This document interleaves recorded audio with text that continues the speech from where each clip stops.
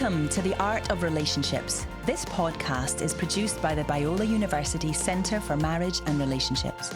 Let's get right into it. Well, welcome to another Art of Relationships podcast. Thanks for the great introduction there, Mandy, our wonderful host, and Lisa. We get to do a podcast, and as most of y'all have figured out, you can find it at cmr.biola.edu, but many of you are finding it on Spotify and other places. Yeah, Apple, iTunes, YouTube. Yeah, our so- YouTube channel. So they're watching. Hey, I think one of the interesting questions we oftentimes get asked, Lise, is the notion of that maybe people are struggling, not happy in life. They don't feel like they've been treated fair, or things aren't just going well, right? You kind of get in this downward spiral of nothing seems good, and I don't have a lot. But one person wrote and asked a little bit about, well, it seems like that comparisons could be really hard for people, especially our young people with social media, right? This person has more likes. This person has a great influence. I want to be like that person, right? I want to do that. How come I haven't been able to do that? And they're really getting into maybe something that we want to talk about, I think, and at least that's this idea of comparisons. Right. I think it was Theodore Roosevelt that said comparison is the thief of joy. Yeah. There are ways in which comparisons are good, and there are ways in which comparisons can really have some red flags to them. What do you think? So what do you think as a social psychologist, Chris? Yeah. What is the root of that? Why do we tend to compare? Because this is something that is universal, every culture, every people group, every tribe, tongue, and nation, so to speak. So where does that come from? Well, first of all, we're social animals. I mean, we were created to be in relationship with others. Our identity oftentimes comes from that very idea of relationships, right? Who we are. So as a social psychologist, we're fascinated with this idea of how is the person involved in the group, and how does and impact the group, and how does the group impact the person, their beliefs, their attitudes. So the very premise of social psychology is foundational to what we study in humans, and that is this: we are just simply part of this socially evaluative world. We're part of being involved in a group. And we're always wondering, what impact do I have? Where do I fit in? Where do I fit in? How can I fit in Yeah. better? And we're always comparing with those nearest to us. But I think the difference today, maybe from, definitely from, let's say, even 50 years ago, is that we are now comparing ourselves with people who aren't in our immediate circle all the time, the people we went to school with, our family members, our close friends, our church, our whomever. Now, all of a sudden, this whole world is open to us. Yeah. Look at this guy. He's always out there taking money, taking food to the homeless in Africa. I want to do that. How do I do that? How come I can't, have this kind of a platform? Yeah, I think what you're getting at, and you touched on it just a few minutes ago, is that idea that that one of the roots can also be the prevalence of social media. Right. And when you look at social media, right, it's so curated. And for the most part, people are wanting to, you see people using filters all the time. Yeah. So like what you see, what you hear is rarely the real thing going, right? When you see someone, this is how I get my kids ready in the morning. This is what our family looks like getting ready. Every once in a while, you see the reality of it where, kids are screaming, the homework's not done, this sort of thing. But we curate because we want to put our best foot forward. Yeah. We're not going to put the photo out there where we have the pimple that popped out last night, right? Or no makeup or unshaven or whatever. We want to look our best. We want to be considered, as we compare ourselves, we want to consider ourselves as up there. Yeah, and I think that's the problem, is because in the past, that comparison would be looked at. Someone would see you not looking your best. You had a rough day. The kids aren't dressed very well. You're in your bathrobe. You drop the kids off. And it's like, welcome to life. Well, yeah, and then but what happens at that point was oftentimes you would just go home and people would kind of forget that interaction. Well, now people post things or show things and they last out there and they reach beyond that community. And they comment and they're brutal. Yeah. Social media can be absolutely brutal. And I think one of the pushbacks against that you see are people that are trying to remove the filters, take off the makeup and say, "Hey, here's me. I just want to show you this is what I normally look like. This is who I am. I'm just a regular person." And sometimes they're not even identifiable when they take off the makeup and the outfits and they're like, "This is what I look like. In fact, let me remove the filter from my camera right now and show you more."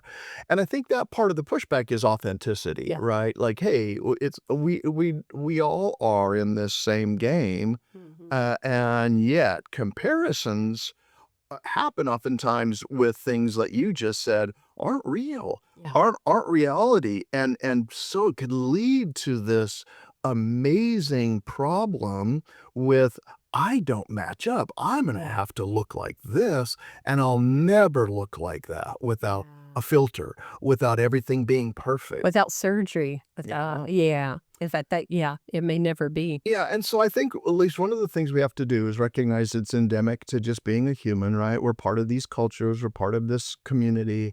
We wanna, we all wanna do well, we all wanna be looked upon, we all wanna be loved, we wanna be liked, right? And we wanna be right Admired. and admired, right? So when you take those kinds of things, then we begin this attribution process in social psychology, which is, we attribute positive things to people that have it all together, right? That's why the comment like, "Oh, so that person looks like this. I'm going to attribute to them. They also must be smart. They must be kind. They must be wealthy," right? Mm-hmm. And so we have these what's called a fundamental attribution error.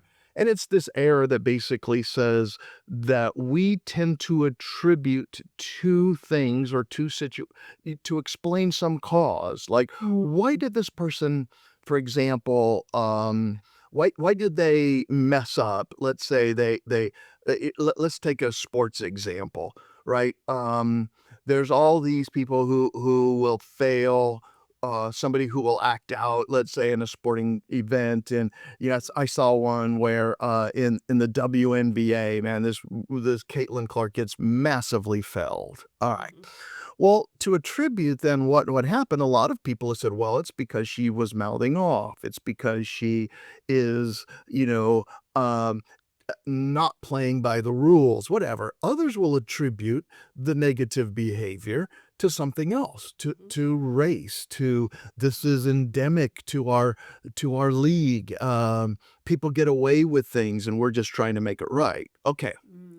Comparisons then begin when we start looking at other people and attributing to them characteristics that come with things like, oh, they're not only have a perfect house, but what does that mean? Oh, their house and their kids are great. That must mean they're happy. That must mean they are wealthy. That must mean they found it. And I haven't. My kids don't look like that. My house doesn't look like that. My kid doesn't play like that. Maybe I wasn't that good of a coach. Okay. So Lisa, when we start getting into these comparison culture problems, it has just been exacerbated, right? By media, by social media, and by the reach out there. By the entertainment industry. Yep. Yeah. That's exactly right. Showing what's good and healthy, and this is the model of what you should be like. And there's some other areas really where we struggle with comparison. It can be professionally. Yeah. Gosh, why didn't I get that promotion? Or I've got to get this article published. In a higher academia, the reality is you publish or perish. Right. And it's got to be in the right journal that is peer reviewed, and the more stringent, the more worthy, the better, right? right? You get those points and you get the promotion. Or I've really got to do well in this presentation because all of my colleagues are watching. I'll be compared to my colleagues. So and so did really well last time, so I've really got to measure up. Yeah, and I think that's great, Elise. And I think what ends up happening is you've got to come to realize that you are never going to probably be the best at anything. Right. Even in parenting. Yeah, We do it all the time in parenting, right? that's right. And then with our kids, how our kids compare. I'm going to evaluate myself based on how my kid does against your kid in the ball game or in the cheer competition. Yeah, and you'll never match up to the best. So like you said, publish or perish. I can publish 5, 10 articles, right? Thinking, oh man, this will get me ahead. This will get me tenure. Well, there's somebody else who's going to publish more and is going to be in a better place, right? There's a parent who's going to win Parent of the Year award. They're going to volunteer more than you ever will. Yeah. And I think one of the harshness of social media comes, boy, like I said, that some of the comments can be brutal. Even if somebody puts something benign up there, like, oh, hey, this is what we did, in our family. Somebody's always going to be going on there and bashing you or, saying something nasty. And so you can really begin to internalize that. Yeah. And then you start comparing yourself to other people that are posting and the comments, whether there were enough positive ones versus negative ones. Yeah. And you mentioned one earlier when we were talking about this that I thought that was really interesting. You were talking about when we compare on a spiritual basis.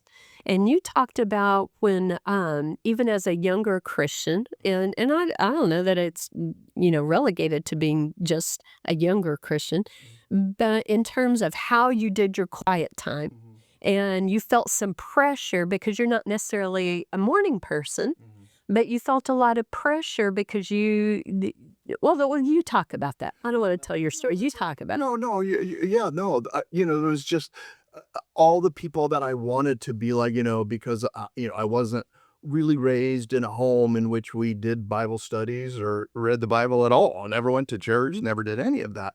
And so when I started to find that was important to me to learn how to walk with God, to learn how to I wanted to learn the Bible, right? I wanted to give my life and become someone who walked with Jesus. Well, the people around me with good intentions would demonstrate for me what the standard were, what the standard was. You for whatever reason, the standard was the way you had a good time with God in the morning every day.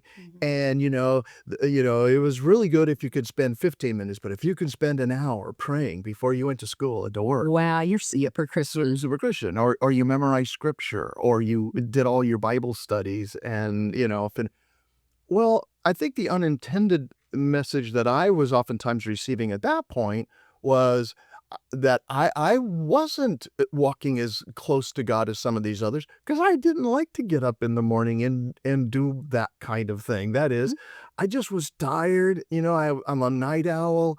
It'd be 7 a.m. and I had to go to something at 8 o'clock. Well, there's no way I had the energy or the emotional strength. So what I would do is I would just get ready, have cereal, kind of wake up, get dressed and go, to my thing at 8 o'clock or whatever. And I'm going to think, how come I can't do what they do? They just got up early. I had a roommate, man, he would just get up at 6 then and spend a whole hour. I'm thinking, all right, I can't do that. Well, the comparison notion really then begins where you're going, maybe my walk with God isn't as good. Maybe I don't love God as much.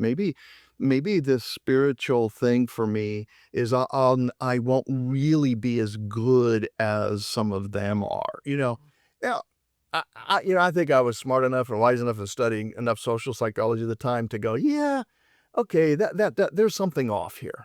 So what I did instead was, instead of letting that bother me, I just realized, well, hold on, God made me different. And he made me different, and I'm a night owl, so I think I'll just hang out with God at night. I had talked to him more, liked him more. At that point, that is, I felt more I could hear him at nighttime. And sometimes it was in a weird way. It was when I was reading something really cool, whether in the Bible or a different book, I'd say, okay, now I hear God. Now I can talk with him. Now part of his character was revealed to me in which I felt his presence, not at 6 or 7 in the morning, but sometimes 8 o'clock, 9 o'clock at night in conversation with somebody or in reading a book. All right. So I think maybe a first principle when we deal with spiritual comparisons or life comparisons, of all sorts, I think we have to start by going, hold on here. Who am I? What am I designed like? Each of us are so unique and have so many gifts. I think, Lisa, for you, you would have to go, all right, a self-aware Elisa would recognize that you have been given certain characteristics that are unique to you, that make you you, right? You love interacting with people. You love having fun with them. If a friend does something really well and gets an accomplishment, you love to celebrate with them.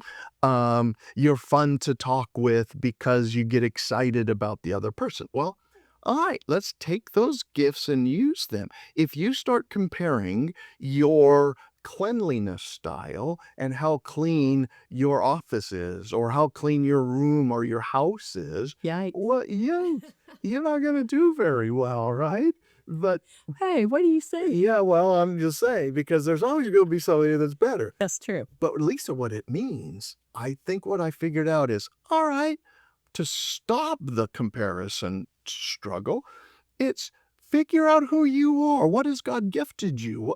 God has given you a certain unique set of skills and characteristics and a personality and equipping. Go figure that out first and then follow that. That's where God probably is pushing you to go to. What if that is, here's a spiritual comparison as an example. I would go and sit in church and people would talk about, oh my gosh, this service is amazing. I love the singing. This was so good for me. I can't be here. I can't imagine not being in church. I can't be here without experiencing God. It's so wonderful. And I'm like, all right, well, that's good. And the whole time I'm like, I didn't feel all that different this morning. I was more distracted by lots of things in church. Okay. Spiritual or any other kind of comparison would go, what's wrong with me? That's messed up. How come I don't like church that much, to be honest? Well, instead, I think the question is, okay, they found God there. That's a great thing. Some people sense his presence in a service, in listening to worship music. I really don't that much. I just kind of push through it. You've learned that about me. Yeah.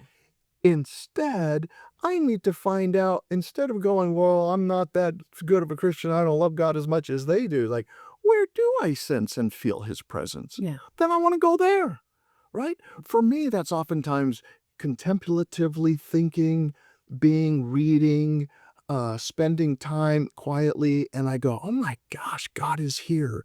He's in this present place and he's helping me to see this.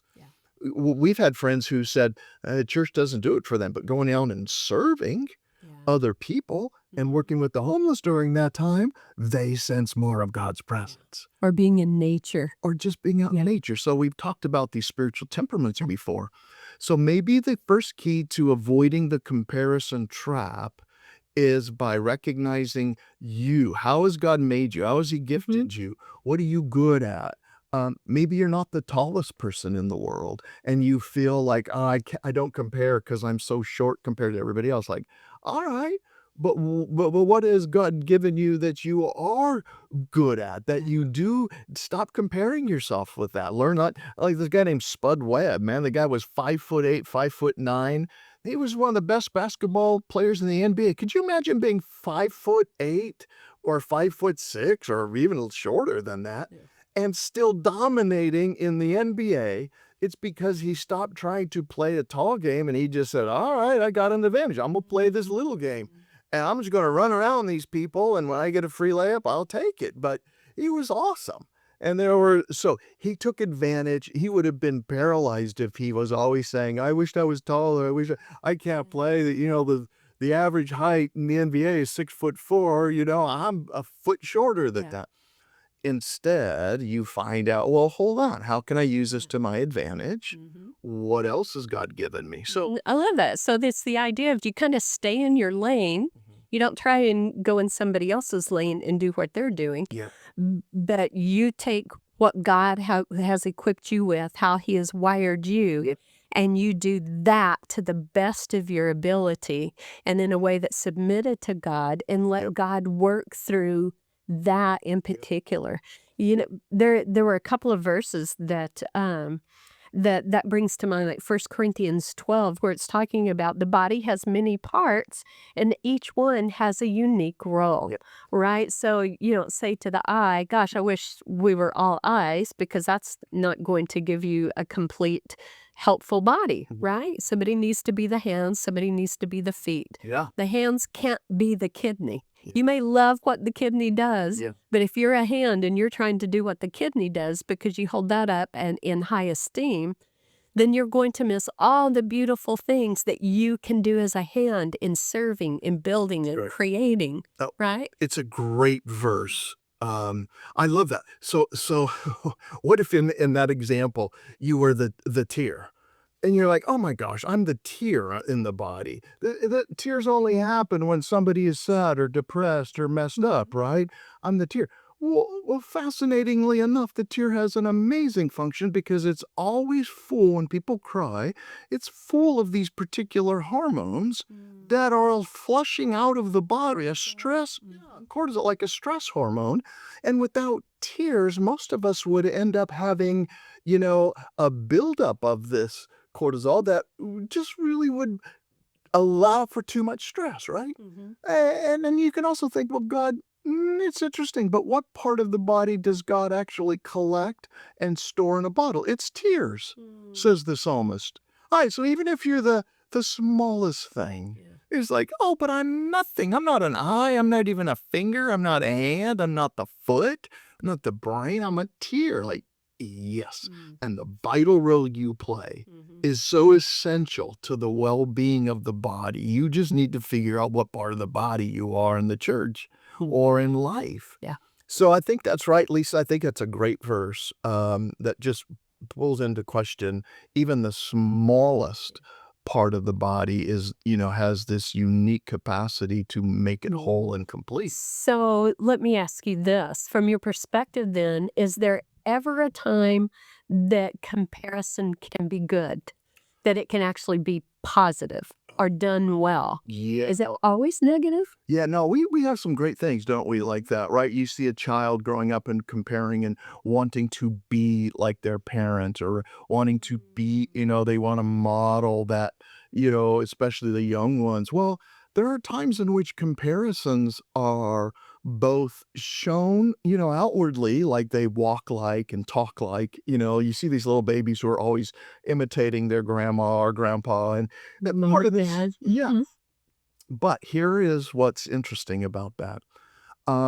Oftentimes, comparisons are really good when we're watching and seeing other people behave and doing something that is a positive. Like, there's a family that we know that will work and they see somebody that's homeless, they'll go get him food. Well, you know, it's not the act of going and necessarily getting the food that you try and, let's say, teach that to your kids. Well, the kid is most likely, if they're there, is going to see that, catch that, and go, okay, that's interesting. My parents have a heart for things or for people, and this is what they do. And I believe that kind of comparison is, I want that kind. I want to do that one day. I want to be like that, right? Yeah. So, yeah, it's interesting. It's almost like a positive peer pressure, would you say, where we might compare ourselves to others, not in a way that denigrates ourselves, but or denigrates our worth, but actually spurs us on to good deeds, right? So like iron sharpening iron. Yep. I could see someone or hear a story about someone doing something. Like you can watch, a TikTok or an Instagram clip of somebody going out and let's say they're giving money or feeding the homeless, right? When they're a part of the picture, when you see their face, when they're like, look what I'm gonna go do, watch. I'm gonna go get okay. There's a lot to learn there. I want to do that, but I'd almost question the motive sometimes of those that show up on the video. Hey, it's me, and check out our video. We're gonna go feed this homeless dude. Like, all right. The idea, the motive is great. My comparison and the thing that motivates me, like iron sharpens iron, is when I see somebody do that that's completely anonymous. You don't know who did it. You don't know how they gave. You see them doing this work, but it's not about them. It's about building up or doing something without seeking the approval of men, right? It's what you do that's anonymous. Let's So it's say. the heart posture. Yeah, and so when it comes to comparison, I'm like, all right, which one do I want to be like? I'd rather be like that guy, right? I don't want to be the one that's out there. Oh, look what I do all the time. So yeah, Elise, I think comparison. So we're talking about, or you asked, what are some positive? I asked, are there some positive? Okay, here's one in psychology that I think we can all take advantage of and know, and it's when it comes to happiness. People that are happy are more likely to report comparing themselves with the less fortunate in this way. Now, it's something specific to this. You have things going on in your life that are hard and difficult. But people who oftentimes then can see the person that's even worse off, harder, their life is harder, and they go, all right, I want to compare not with the guy who's living in the perfect house with the perfect wife and kids and the perfect husband and all of these great, wonderful things and the ocean view. I need to compare and look at this person that's homeless right now or that's living, day to day and go, wow, God, man, I've been given a lot, which is the basis of gratitude, right?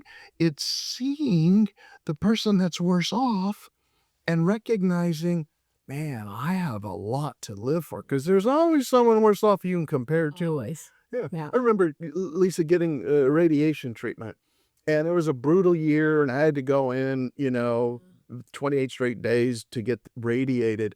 And I remember thinking, this is the worst. No one else has it this bad. I'm so sick, feeling quite sorry for myself, having to go through this mess. Until I'm in there about ready to get radiated, and the guy who's going right before or right after me, I can't remember, on the machine, was getting radiated in the part of the body that I wouldn't want to get radiated in. And he was getting radiated and had to stick tubes in places where I wouldn't want them to stick any tubes. And you could see that this was so hard on him. I said, so buddy, what are you in here for? I'm like, hey, what do they got you for? And he goes, oh, they got me for this cancer. And I go, oh, that's hard, isn't it? He goes, oh, it's so bad. And I don't want to be here. It's so painful. I think I'm going to quit. And then I realized, okay, maybe I got a little bit to be grateful for. Yeah. And it kind of changed a little bit my perspective. And I think that's the healthy comparison when we look at those that are less fortunate, and not in a way of standing above them, but a way in going, oh man, I do have a lot. I can be grateful for some things. I remember you talking about that one time, and that really impressed that idea of comparing yourself to someone that has less than you. And I can remember when we bought our current house, it was, gosh, it was already 50 years old, had some original windows in the house. The carpeting was 20 years old. The kitchen was at least 30 years old. In England, they would call that brand new, but here in California, it was. It's called the old and busted. But But I can remember there were times, well, we were moving into our house and we were assuming, oh, we're going to move in, we're going to remodel, we're going to redecorate, we're going to redo the pool. We had all these great ideas. We have this really cool creek that runs through the back of our property. And we had all these plans for how we were going to landscape it and build a bridge. The kids could play on it. We have a pool. Now the kids can play in it and everybody's water safe. And then 3 weeks after we moved in, do you remember what we discovered? Pregnant with number 3. Yeah. And so I had such a heart, just a real heart longing to want to be home with this baby full time. And our other kids were like in 4th and 5th grade. And I just really felt a longing that I don't want to work. I want to be able to be home full time. And I'd always worked at least part time or full time up until that point. And so we just moved into this new house and I thought, oh, now we have this bigger mortgage payment. There's no way I'm going to be able to stay home. But you figured out a way when I told you my heart. You figured out a way that we could make it work. And we did. And we did. And the Lord was very kind to us and made, some adjustments in your work schedule, our income kind of thing that, that made it work. But during the next 20 years that we've lived in that house, I can remember there were times where I pulled up in front of the house in our car. And I would just look at the house and I would see the paint peeling. I would see the old busted windows where some of the caulking was coming out. I would see where the roof desperately needed to be replaced. The carpet was driving me crazy because it's just this old green color of carpet. And there were times that could really start to wear on me, especially when all the neighbors are redoing their yard. They're getting the new windows, they're getting the new pool, they're getting this and that.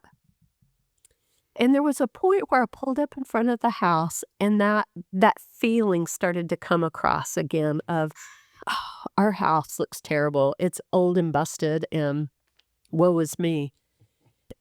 And I began to remember you saying that. And so I just, Wait, I said what? when you began to talk about how comparison is the thief of joy, and the key is to compare to someone that has less. And so I sat there and I thought, Lord, you've been so kind to give us this house. It may not be the newest, it may not be the shiniest and the best on the block, but you know what? There's a lot of people in this world that don't even have a home. Yeah.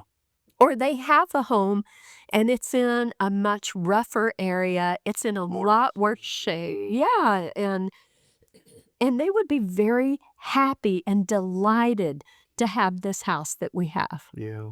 And so, Lord, for that, I'm grateful. Yeah.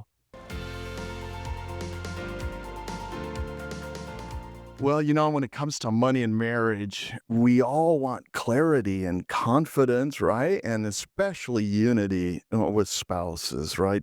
I think, Lisa, that's why we get to work personally with Colby Gilmore of Blue Trust. That's right. Colby Gilmore, along with other Blue Trust certified wealth strategists, offers personalized, biblically centered financial planning and investment management services, no matter what your income level is. Lisa, say that title twice. Blue Trust Certified Wealth Strategist. That's a tough I'm not sure I could. I know. So they do put clients' best interest first, and they don't sell financial products. I love that about them. Me too. And you know what? We highly recommend Colby Gilmore and Blue Trust for anyone looking for both financial unity with your spouse and opportunities to increase your wealth and your generosity. Yeah, so if you guys want to check out ronblue.com or reach out to Colby Gilmore at colby.gilmore@ronblue.com. That's colby.gilmore@ronblue.com. I think you guys will be glad you did.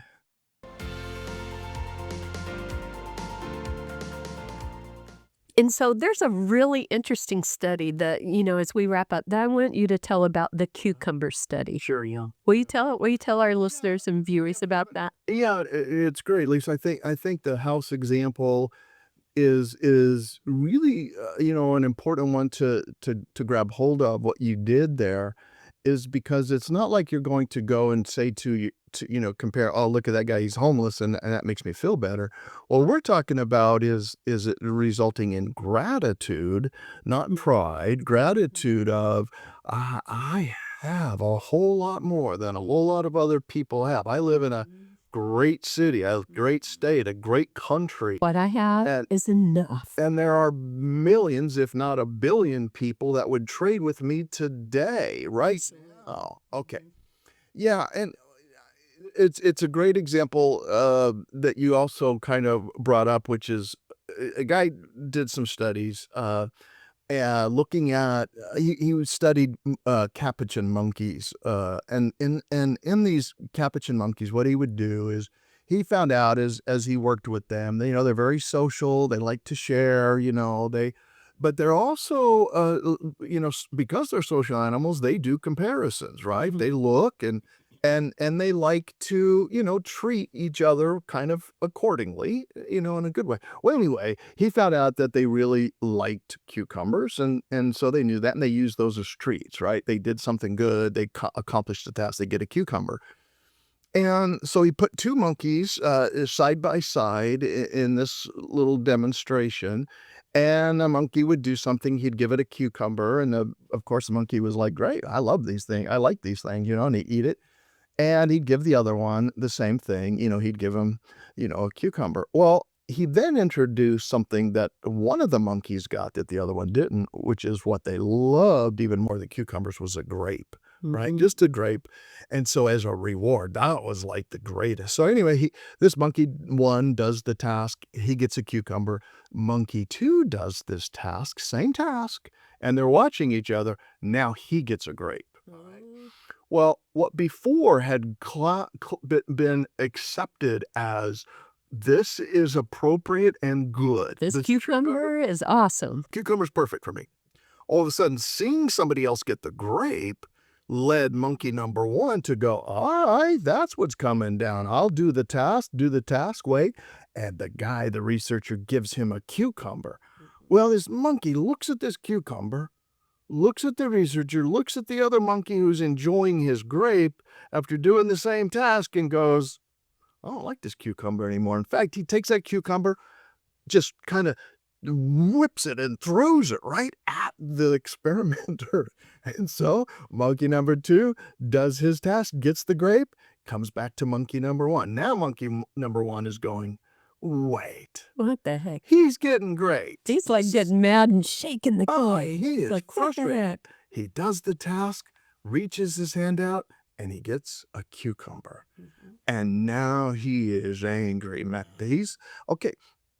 First of all, we won't dive into the question, were they doing comparisons, what was happening? He was just angry, threw the cucumber right back because he recognized something. Now, I think the moral of what I take from that kind of research is we see how another person is treated. Once I accept from the experimenter that the cucumber is good, it should be good forever until somebody else gets something better.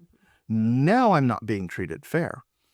One of the fascinating passages in the Bible are those that went to work. Jesus tells this story, right, of workers.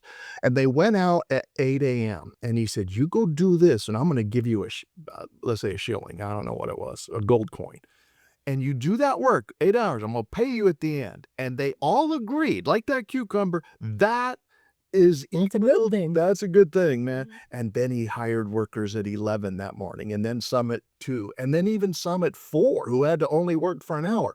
Lined them all up. The vine, the keeper, the owner of the farm, then hands each of them the exact same coin, regardless of how long they had worked. And the ones that worked at 8 o'clock and started, who before had accepted that this was okay, now begin to grumble and complain and say, that's not fair. How he worked for an hour and he gets the same pay as me, who's been here 8 hours slaving away. Yeah. And what did the owner say? Oh man, I hate that because I could totally identify with that though.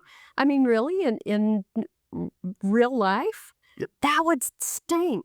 Yeah. That would stink if you worked all day and worked hard and diligently, and then somebody else came in at the last minute and got the exact same pay. I can totally see that I would feel the same way. Yeah, and this is where comparisons come in, right? Mhm. Because at 8 a.m. when it was promised to me, it was considered fair and just and correct. And instead, they grumbled and complained and looking how he treated. And I think the owner basically said, which was Jesus's words, "Why do you grumble and complain? Because I am generous with those who And I be work. generous who I want to be I can be generous with, generous who I want to be right? generous." And you found this acceptable. And it really does get to the heart of this topic. Gratitude, complaining, and comparisons Yeah. are killers that we have to be very careful of.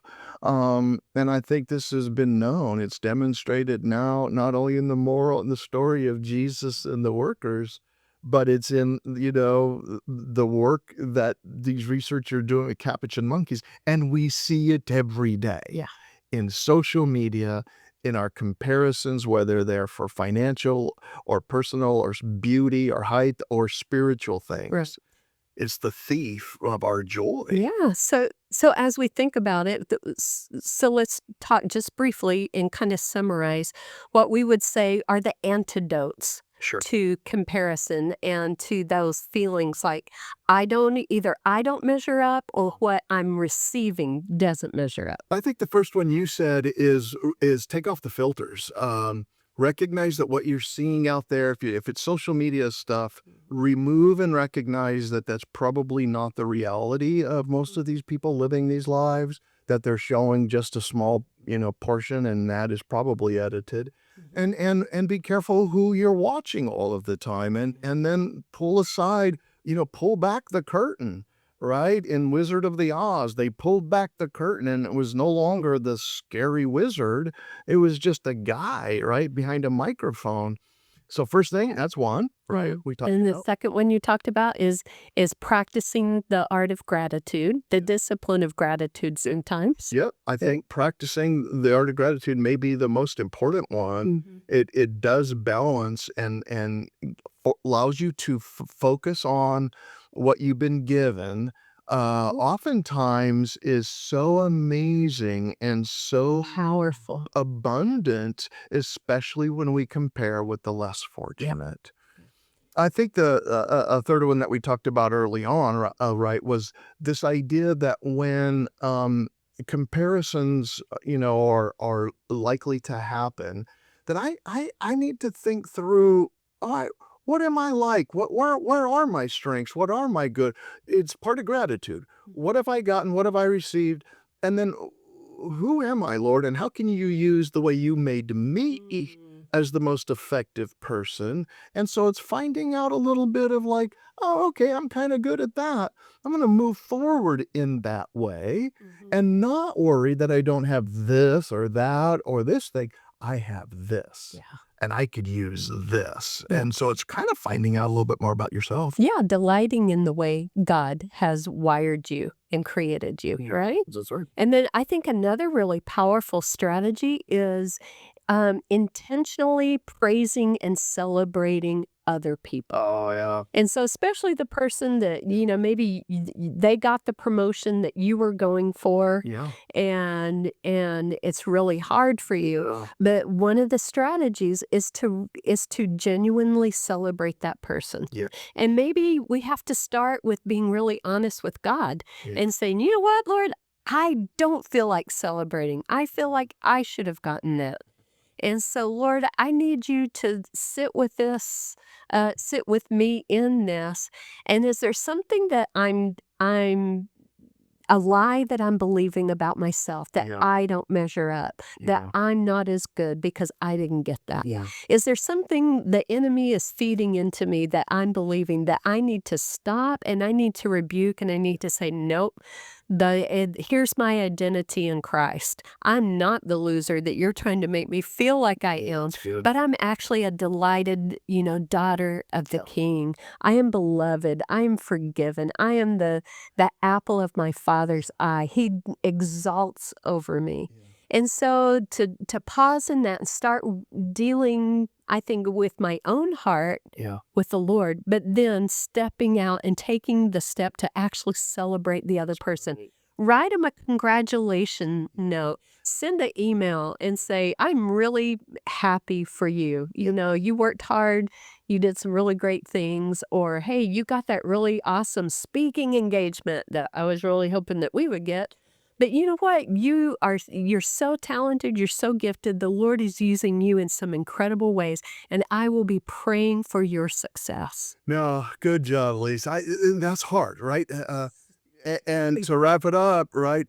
We at the Art of Relationships and here at the Center for Marriage and Relationships, we're donor based, right? We survive, we thrive, we do our ministry based upon donors, right? That have gifts. Donors like you. Donors like you that give to us. That we don't take any money from the university. And I remember, Lise, it wasn't obviously too long ago where that challenge of expressing the joy of someone was when a gift came in, and we thought that the gift would be to help part of the center's needs, and it would give us the ability to continue. Well, the gift didn't go to us; it went to the university, and I remember going, Oh, we both did. wait, this is hard. We don't get it. I didn't really get any of that. Yeah. And at least I just remember it's to help anybody out there listening, like, oh, okay, well, then put your, money where your mouth is, so to speak, and celebrate the joy.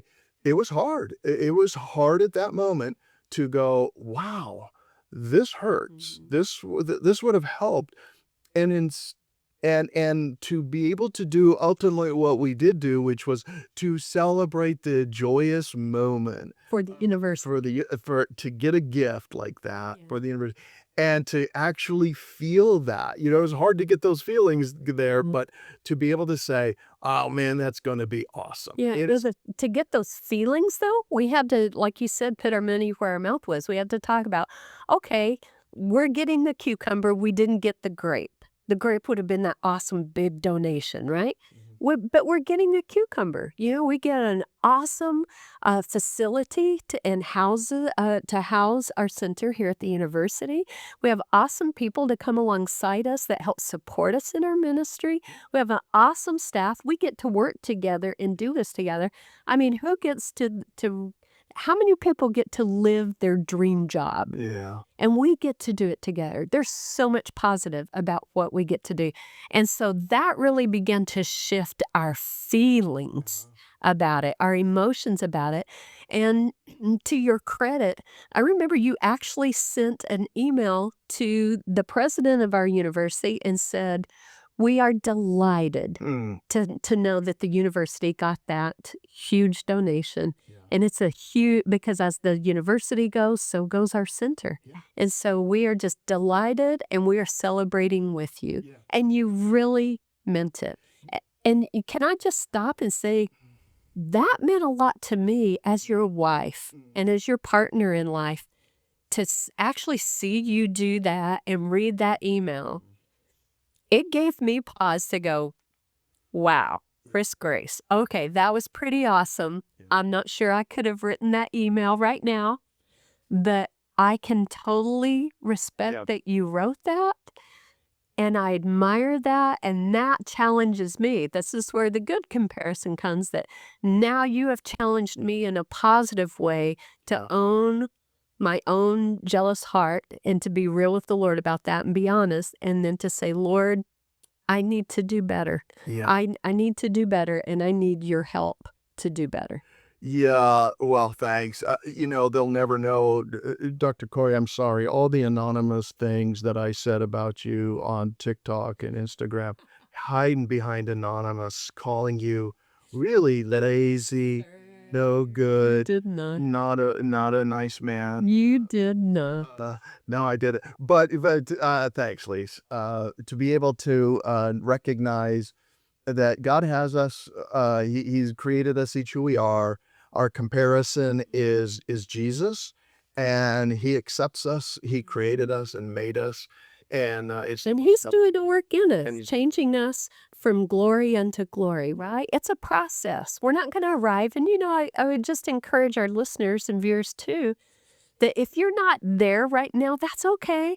Cut yourself some slack, give yourself some grace, and just bring the Lord into it. And talk with him about it. Process that with him and ask him to show you the truth of who you are, how he has wired you, and what he has created you to be and called you to be, and realize that he gives the increase. He gives the ability. We bring him our little fish and loaves of bread. He's the one that Yep. multiplies it, makes it more than enough. And we can delight in what God has called us to do. Amen. That is the best place to be, not where person A or B is, but Yeah. where I am and what he's called me to do. And that's going to be the place that brings the most joy. Yeah, it's a good word to end on, man. That's it. That's it right Okay. there. Well, hey, thanks. That was fun. Yeah. Let's do another one on this idea and continue thinking about it, because it's a big, impactful thing for a lot of people. And I think this has been a hope. It's helped me think through a thing that, okay, I could do this a little bit better. I need to stop doing this and start doing more of that. So, So, well, thanks for joining us here at The Art of Relationships. And just want to encourage you to check out more of our resources. Some of them, a lot of them are absolutely free. That's on our website at cmr.biola.edu. And we really appreciate you taking your time to join us today, because we know you could be doing a lot of other things. And we and you just probably are while you're watching this. So drive straight and pay attention to the road. Dish- Get off of this Spotify right now and get them dishes done, because your house is a mess. that don't compare yourself to anybody else. Somebody else's is messier. Just messing with you. Okay, we'll see you next time. We're very glad you joined us for today's podcast. For more resources on marriage and healthy relationships, please visit our website at cmr.biola.edu. We'll see you next time on The Art of Relationships.